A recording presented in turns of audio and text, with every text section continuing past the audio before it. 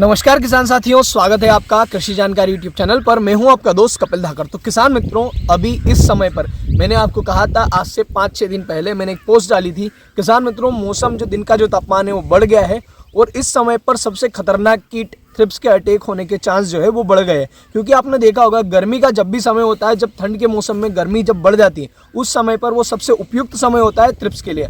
तो आप अपने खेतों में जाकर देखें कि वहाँ पर थ्रिप्स की समस्या है तो नहीं। एक और चीज़ किसान मित्र पूछ रहे हैं कि अचानक से खेतों में प्लॉट में पीलापन आया है। तो आपने देखा होगा, बीच में दिन में गर्मी बढ़ गई थी और रात में दिन में ठंड लग रही थी, दिन में गर्मी लग रही थी और रात में ठंड लग रही थी। तो मौसम की वजह से आपने वो देखा होगा, ऊपरी जो सिरे हैं, जो पत्तियों की जो ऊपर सिरा है या टिप है, वो जल गई है या वो पीली पड़ गई है। तो वो एक मौसमी है। नए पत्ते जो आ रहे हैं आपके, वो बिल्कुल हष्ट पुष्ट स्वस्थ आ रहे हैं। उसके लिए खर्चा करने की, घबराने की जरूरत नहीं है। आप हल्का फुल्का फंगिसाइड है वो स्प्रे करेंगे तो वो चीज़ कवर हो जाएगी। पर एक विचारणीय समस्या है थ्रिप्स बहुत बड़ी समस्या है। हर वर्ष लगभग 30 से 40% उत्पादन में कमी कर देते हैं। मतलब कि जिस प्लॉट में एक बार थ्रिप्स आ जाए, वहाँ पर उत्पादन में हमेशा कमी आती है। तो अगर आप समय रहते इसका कंट्रोल नहीं करते तो समस्या धीरे धीरे बढ़ती जाती है। और अभी तक मैं ये कह सकता हूँ श्योरिटी के साथ, गारंटी के साथ में, कि कोई भी ऐसा इंसेक्टिसाइड या कोई भी ऐसी दवाई नहीं है जो 100% थ्रिप्स के ऊपर कवर दे। मार्केट में कोई ऐसी दवाई नहीं है। तो बहुत सारी कंपनियां हैं, बहुत सारे प्रोडक्ट मार्केट में आते हैं। तो मैं आपको आज पूरा बताने वाला हूं आखिरकार जो थ्रिप्स है वो थ्रिप्स को आपको कवर कैसे करना है, उसका लाइफ साइकिल क्या है, हमें किस प्रकार से चीज़ें धीरे धीरे आगे बढ़ानी है। हमें बेसिक इंसेक्टिसाइड से शुरू करते हुए अपर के साइड जाना है। लोग एक गलती करते हैं, सीधे बहुत अच्छी क्वालिटी का, बहुत जो हाई टेक्निकल है वो वाला उपयोग कर लेते। तो बाद में हल्की फुल्की दवाएं उनके पास बचती नहीं है, हल्की फुल्की दवाएं काम भी नहीं करती, क्योंकि वो जो थ्रिप्स है उसके अंदर जो रेजिस्टेंस पावर है वो डेवलप हो जाता है। तो इस वीडियो में पूरी जानकारी लेने वाले हैं थ्रिप्स के बारे में, तो पूरा वीडियो देखिएगा। मित्रों, आप सबसे पहले देखते हैं थ्रिप्स का जो लाइफ साइकिल होता है वो लगभग 50 दिन के आसपास का होता है। एक एडल्ट थ्रिप्स जो होता है, मतलब जो जवान थ्रिप्स होता है, वो एक मादा थ्रिप्स जो होती है वो लगभग 30 से लेकर 50 अंडे तक देती है। वो अंडे शुरुआत में होता क्या है, वो अंडे जब अंडे देती है उसके 2 से 4 दिनों के बीच में वो अंडे लार्वा में कन्वर्ट हो जाते हैं। लार्वा की भी यहाँ पर 2 स्टेज होती हैं, पहला और दूसरा स्टेज। पहले स्टेज में भी 1 से 2 दिन लगते हैं और दूसरी स्टेज में जाने में उसको 2 से 4 दिन लगते हैं। उसके बाद वो प्यूपा में कन्वर्ट हो जाता है। वहाँ पर प्यूपा में भी 2 स्टेज होती हैं, वो भी 2 से 4 दिन की होती हैं। उसके अंदर प्री प्यूपा आता है और उसके बाद फिर प्यूपा अवस्था आती है। और वहाँ से प्यूपा से एडल्ट होने में लगभग 35 से 40 दिन के आसपास का उसको समय लगता है। किसान मित्रों, हम सबसे बड़ी गलती ये क्या करते हैं, जब अंडे से जब लार्वा या प्यूपा बन रहा होता है उस समय पे अगर हम किसी भी दवाई का स्प्रे करते हैं तो सबसे ज़्यादा कंट्रोल हमें मिलता है। क्योंकि एडल्ट हो जाने के बाद में उसमें रेजिस्टेंस पावर आ जाती है, वो बहुत ज़्यादा हावी हो जाता है, मतलब उसमें ताकतवर हो जाता है। वो आसानी से उसके ऊपर कोई भी इंसेक्टिसाइड अच्छे से कार्य नहीं करता।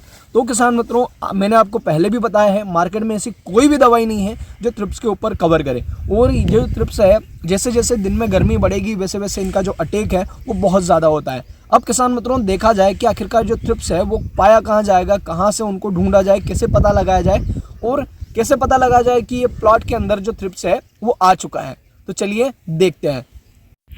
किसान मित्रों, अगर आपको पता लगाना है कि आपके यहाँ पर आपकी फसल में, आपकी लहसुन की फसल में थ्रिप्स कहाँ पर है, तो वो आप देखते हैं आपका जो ये पौधा है, पौधे की जो नई कोमल पत्तियाँ, जो नई कोमल पत्तियाँ जो आ रही होती है, यहाँ से आप देखें ये 2-3 पत्तियाँ जो है, ये जो पत्तियाँ हैं नई, ये वाली और ये वाली, इन दोनों पत्तियों के बीच में अगर आप गौर से देखेंगे तो आपको कुछ हरे और पीले कलर के जानवर दिखाई देंगे। ज़्यादा बड़े नहीं होते हैं, बिल्कुल 1 mm के आसपास के होते हैं। सफ़ेद कलर के हो सकते हैं, हरे कलर के हो सकते हैं और साथ में पीले कलर के भी दिखाई देते हैं।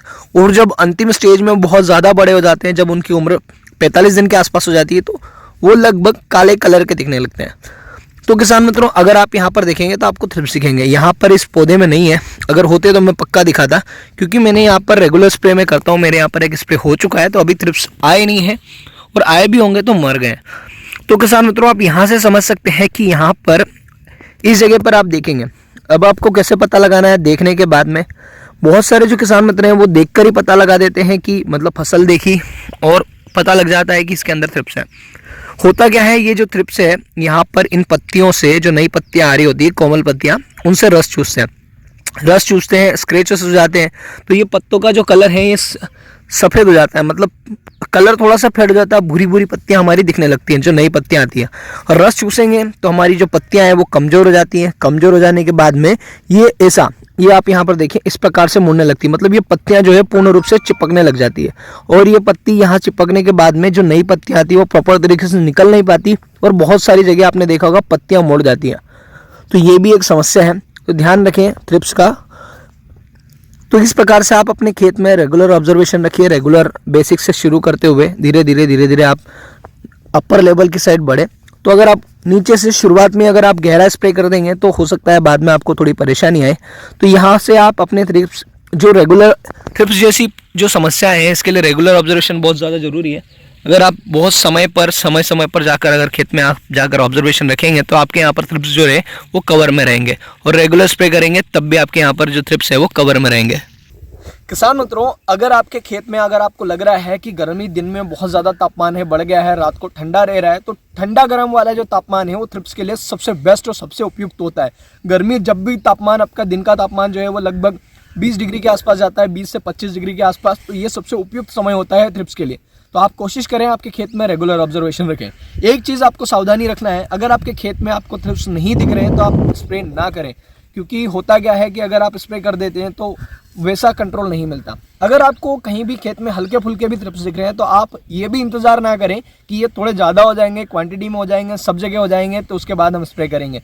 आपको रेगुलर कहीं पर दिखे हो आप तुरंत स्प्रे कर दें, क्योंकि एक ऐसी समस्या है जो एक बार बढ़ने के बाद आसानी से कंट्रोल नहीं होती। मैं एक बार पहले भी रिपीट कर चुका हूँ, मार्केट में कोई ऐसा इंसेक्टिसाइड नहीं है जो इसको 100% कवर देता है। एक चीज़ और किसान मित्रों, आ गए तो आप इंतज़ार ना करें, मैंने आपको बता ही दिया है, और हमेशा बेसिक से अपर लेवल की ओर चले। पता चला आपने शुरुआत में ही भयंकर वाला जैसे कि पिप्रोनिल 40-40 का स्प्रे कर दिया, बाद में आपके पास जो हल्की फुल्की दवाइयाँ हैं वो काम नहीं करेगी। तो आप कोशिश करें बेसिक से शुरुआत करें। तो आप बेसिक ट्रीटमेंट देख लेते हैं, बेसिक ट्रीटमेंट क्या हो सकते हैं। तो किसान मित्रों, आपको शुरुआत में सबसे हल्के डोज में तो ये कहता हूँ कि जो थाइमेक्सोन 25% आता है वो आपको उपयोग करना चाहिए। उसके बाद आप एमिडा एसिफेट का उपयोग कर सकते हैं, ये सबसे बेस्ट है। आगे के वीडियो में मैं आपको और भी जो अपर लेवल के जो इंसेक्टिसाइड है वो आपको बताऊंगा।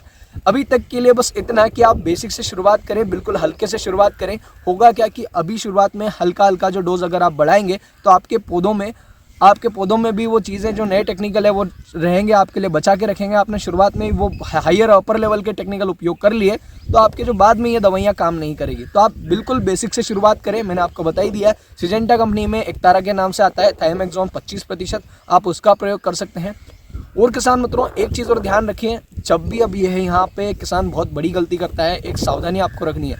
अभी हर्बिसाइड स्प्रे करने का समय था, हर्बिसाइड सब किसानों ने अपने खेतों में डाला है। लहसुन में तो बहुत सारे किसानों मित्रों ने डाले ही है, पर उसके अलावा गेहूं, अलसी, मेथी वगैरह में बहुत सारे किसान मित्रों ने हर्बिसाइड डाला है। तो जब भी आप स्प्रे करें अपने पंप को अच्छे से वॉश करें। आप गलती ये ना करें कि आपने जो हर्बिसाइड वाला जो पंप है वो आपने बिना धोए, ढंग से ना धोया और स्प्रे कर दिया तो आपकी फसल हो सकता है उसमें नुकसान आ जाए। तो कोशिश करें इन चीज़ों का ध्यान रखें और बिल्कुल लेवल मतलब 0 से शुरुआत करें तो सही रहेगा। आपने डाल दिया 40-40 तो गड़बड़ हो सकती है। और फंगिसाइड का स्प्रे आप रेगुलर करते रहें। मैंने आपको पीलेपन के बारे में भी बताया, अगर आप उसमें फंगिसाइड का उपयोग करेंगे तो वो पीलापन जो है वो गायब हो जाएगा और उसके लिए ज़्यादा खर्चा करने की ज़रूरत नहीं है, घबराने की ज़रूरत नहीं है। वो मौसमी है, धीरे धीरे वो अपने आप रिकवर हो जाएगा। वो मेरे प्लॉट में भी आया है, सबके प्लॉट में है, कोई समस्या उसकी नहीं है। तो किसान मित्रों, दी गई जानकारी अगर आपको अच्छी लगी है, काम की लगी है, तो अपने किसान मित्रों तक, साथी किसान मित्रों तक जरूर शेयर करिएगा। अब हम इंस्टाग्राम पर भी उपलब्ध हैं, अगर आप हमें फॉलो करना चाहते हैं तो आप कृषि जानकार पर फॉलो कर सकते हैं।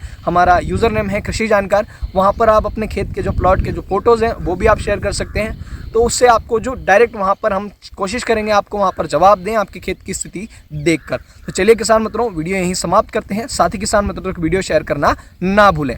जय जवान, जय किसान, धन्यवाद।